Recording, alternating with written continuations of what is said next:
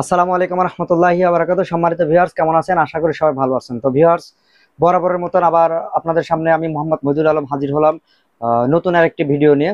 তো আপনি যদি আমার ইউটিউব চ্যানেলে নতুন হয়ে থাকেন, চ্যানেলটিকে সাবস্ক্রাইব করবেন এবং লাইক দিয়ে পাশে থাকবেন। তো আজকে খুবই গুরুত্বপূর্ণ বিষয় নিয়ে আলোচনা করব, যে সেই বিষয়টি হলো আহ, ঈদু ঈদু খাজু ঈদু খাজু।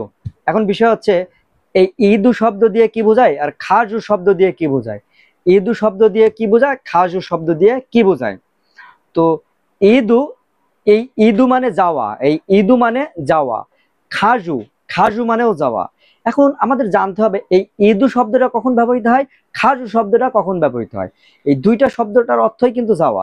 একটা যাচ্ছে আর একটা যায়, একটা রেগুলার অর্থে আর একটা ডিরেকশন অর্থে, ঠিক আছে?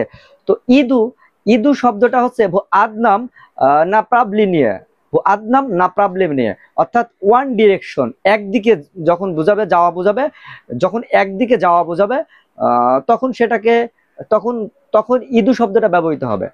আর পাঁচটা ইয়ান্না বা কাশ দিয়ে দিন, পাঁচটা ইয়ান্না মানে ক্রমাগত, কাশ দিয়ে দিন মানে প্রতিদিন। যখন এই দুইটা শব্দ ইউজ হবে, পাঁচটা ইয়ান্না অথবা কাশ দিয়ে দিন, পাঁচটা ইয়ান্না অথবা কাশ দিয়ে দিন, এই দুইটা শব্দ যখন ব্যবহৃত হবে তখন হচ্ছে তখন কি ব্যবহৃত হবে, তখন খাজু শব্দটা ব্যবহৃত হবে।